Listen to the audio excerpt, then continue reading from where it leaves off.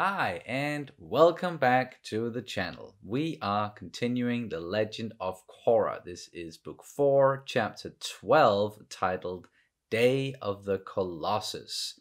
So yeah, the penultimate episode of the entire series. We are so close to the end. It took us a while to get here, but it's been some ride jumping from the Last Airbender straight into the Legend of Korra. So we've been spending some time in the Avatar universe, and it's gonna feel weird when we get to the end of this. But the last episode, at least, or what just happened with Kuvira's gambit there, her showing up in the Colossus, I think that's what we should call it, and showing that she did not care as much for Pata Jr. as he cared for her, or the love there is not really reciprocated, and she was willing to sacrifice him just to get rid of Korra and the others, and we kind of said it in the discussion last time that might be her undoing, so we'll see. But besides that, things are not really looking good for the good guys. They have their work cut out for them with the big Colossus thing and that super weapon. But I think we are ready to jump into it, unless you have anything you want to say before. Nope. And nope. Alrighty, let's do it. And you can, of course, always check out our full-length reactions where you can sync up the footage with your own copy of the episode. We also have early reactions for some of the shows that we're doing, including Legend of Korra, although we are done, probably most likely done with the Legend of Korra over on Patreon right now, and we might have started a new show. We're putting out a poll very soon on Patreon, and then that poll is going to be carried over to YouTube, and you guys are going to get the chance to vote for something, or maybe when you're watching this, you have already voted for the next show. But all of the full length and early reactions, they're over on Patreon. The link is down in the description below. Here we go. Go ahead, take your time. Just bending a giant wall. Man, we got a lot of people here. Is that everybody? Gah!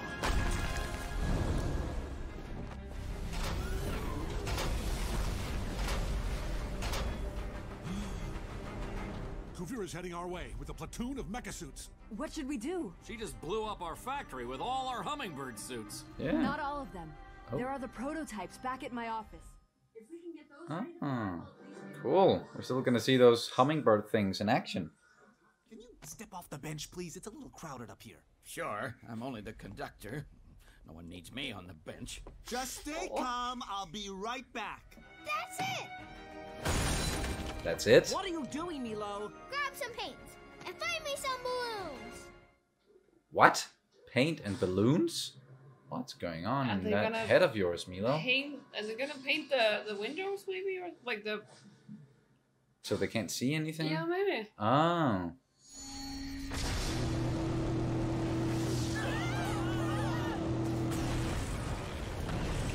Damn. She does not care about collateral damage. Nope. Right. Clear the glass. Oh. That's why it's paint. We can't metal bend any of it. You're about to get the world's largest hot foot, metal lady. That should do something, right? Maybe. Oh, Ah. seen that trick before somewhere? Yeah. Hit it now! I saw it in a movie at one point. Yeah.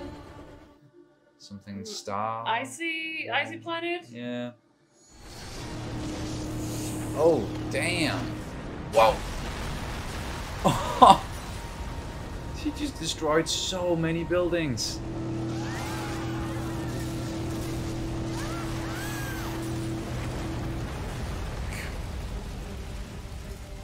Awful!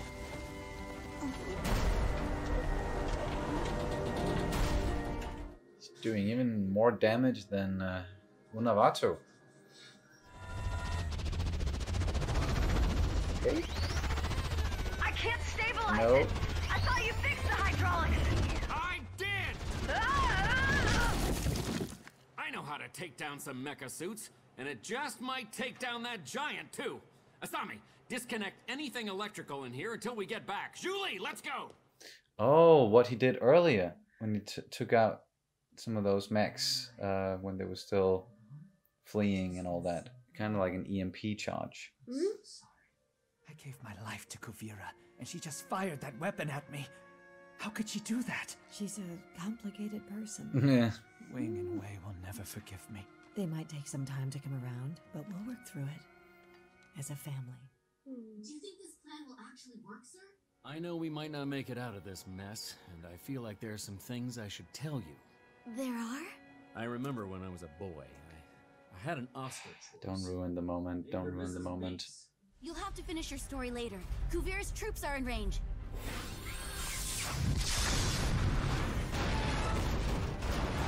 Boom. Yes! Dead in their tracks! What about the big one? Not that one. Julie, do the thing! I'm afraid there are no more things to do. Oh, damn. What was that? Because it's powered with spirit vine energy. I'm sorry. Oh, I wish I could help you, but it's it's unstoppable. not just the weapon. It's not. Dad? I know what you all must think of me, but I love Republic City, and I would do anything to save her. I think I can add an electrical element to the welding torch on your suit and convert it into a plasma saw. Like a metal mosquito. You know what happens to mosquitoes that land on me? I squash them. Oh, first he ate the fruit, then he ate the leaves. Who's got another song for us? Hey! Badgermoles! Good idea, Woo. Are you sure this is the best plan?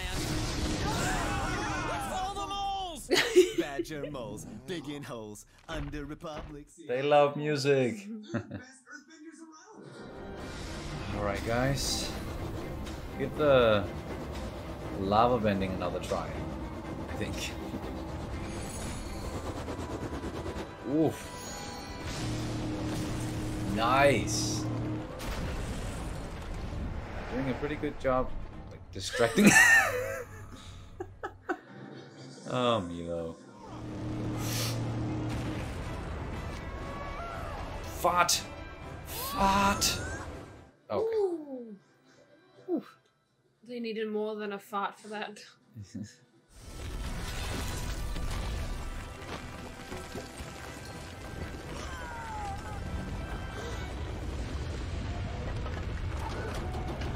Wow.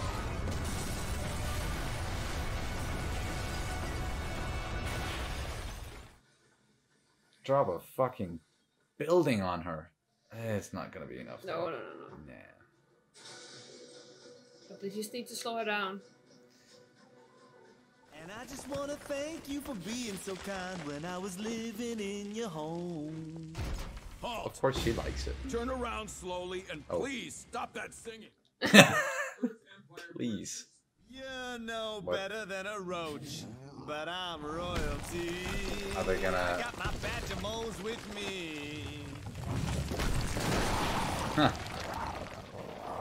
Oh, badger moles, I love you. I want to pet your snouts. Me too, kinda. Kinda silly, but it gets the job done. I love you, Dad. I love you too. Oh, well, that's sweet. Julie, Yes? I need to attach this ring to your finger. Whoa! Julie Moon, will you do the thing for the rest of our lives? Oh, alright. Oh my god! I did never thought. I know!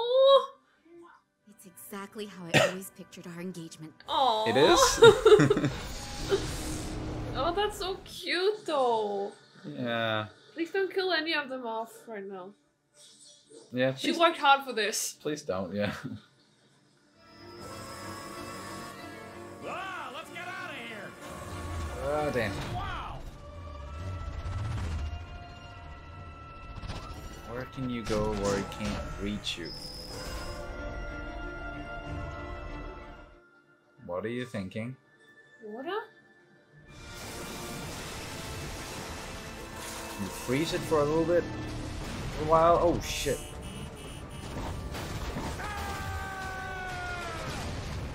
Damn. Okay. You got one more shot.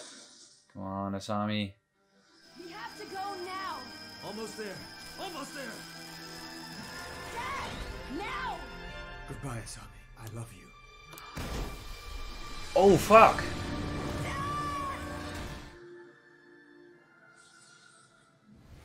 Oh, man. She's getting flustered now.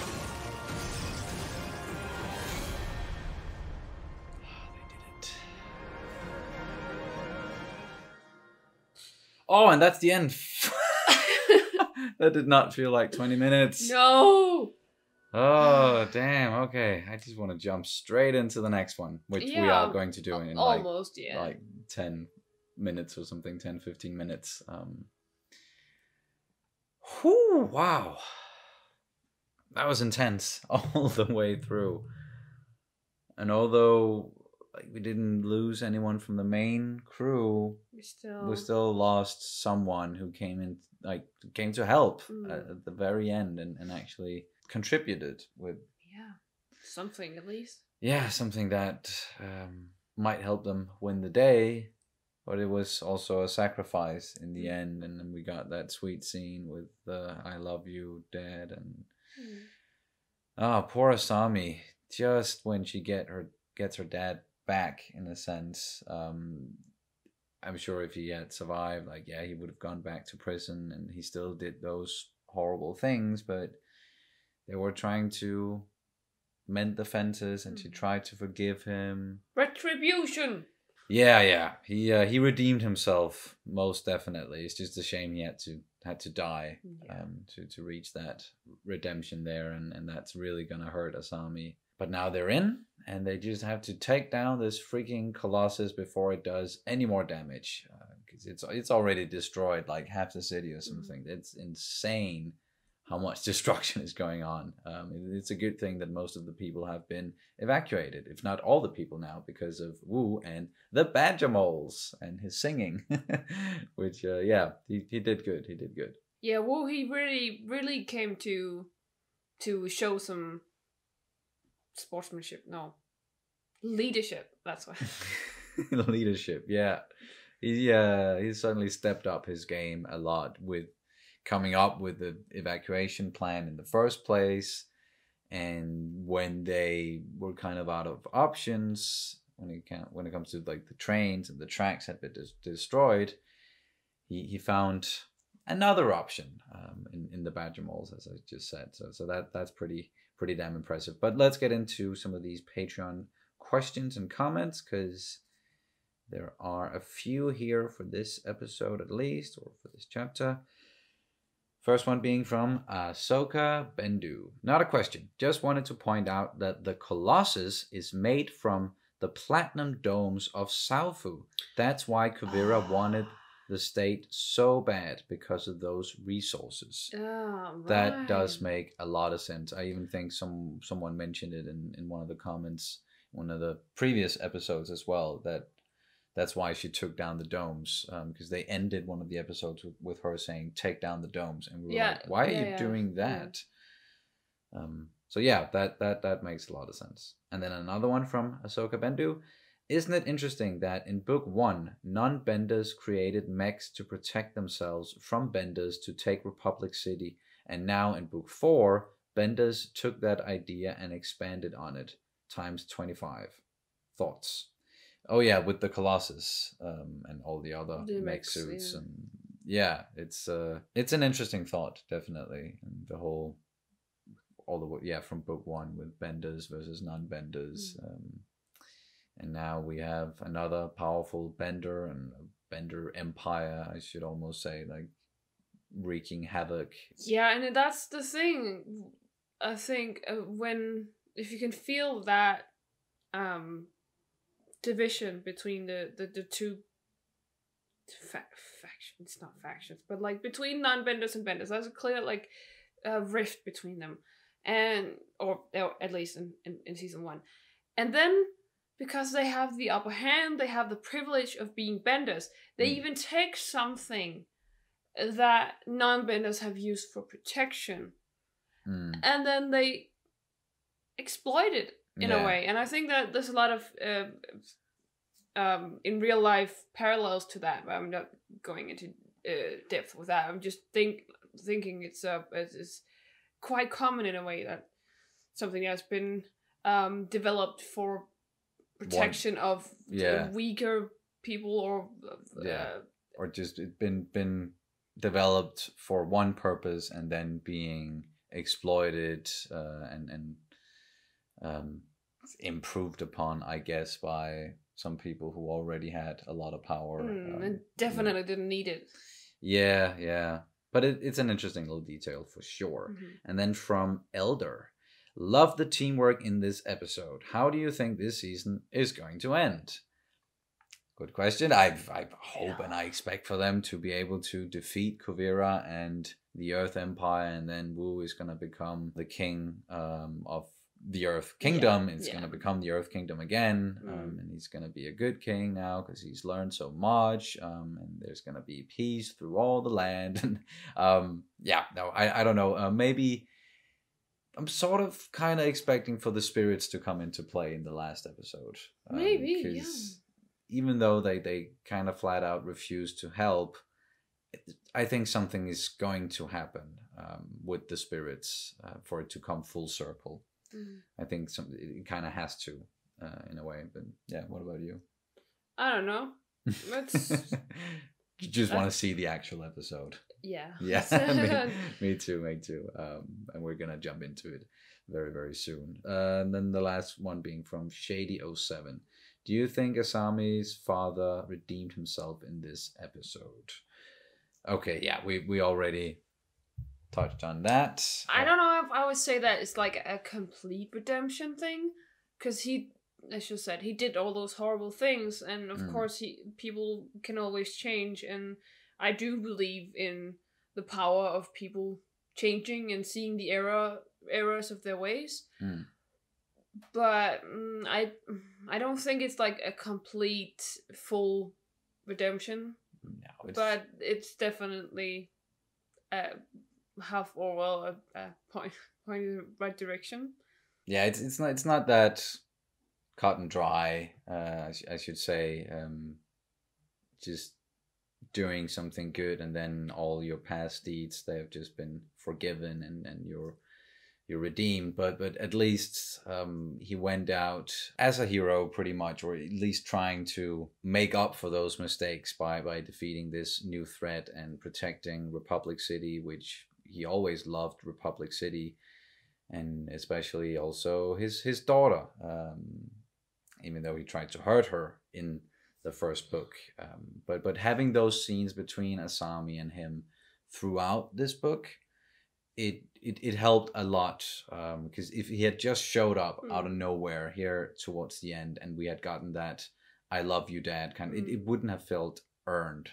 But because we know that Asami tried to reconcile with her father, but that really helps with understanding and accepting how it all went down here in the end with him.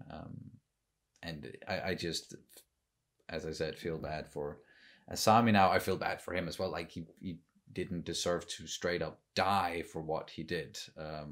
Just help out and then maybe go back to prison and serve his sentence.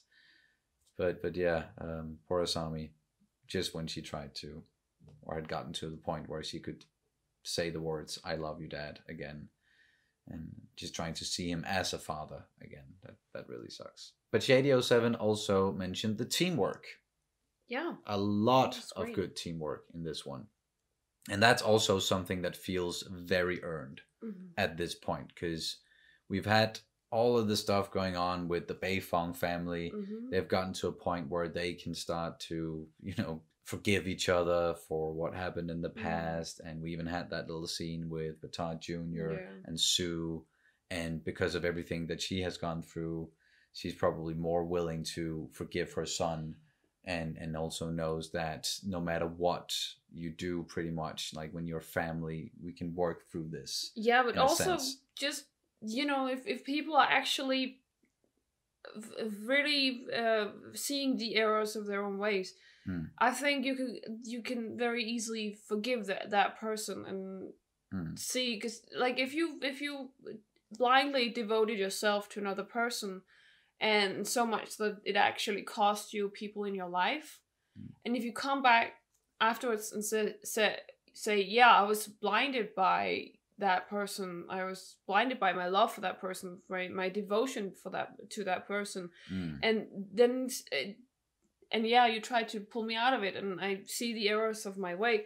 I would definitely say that it's much easier to forgive that person, because it's like, yeah, you were blinded in that moment, and you know that you are wrong at this point. So of course, it's much more easy to forgive someone. And yeah, and exactly, also because someone like Sue and the entire Beifong family pretty much have been through so much, and trying to forgive, and Sue trying to forgive Lin, and both of them trying to forgive Toph, and then we have Opal also trying to forgive Bolin, and we already mentioned this is another family, but with Asami and her father. So there's a lot of that going on, and trying to understand that we're all people. We all make mistakes in our lives. Like, no one is perfect.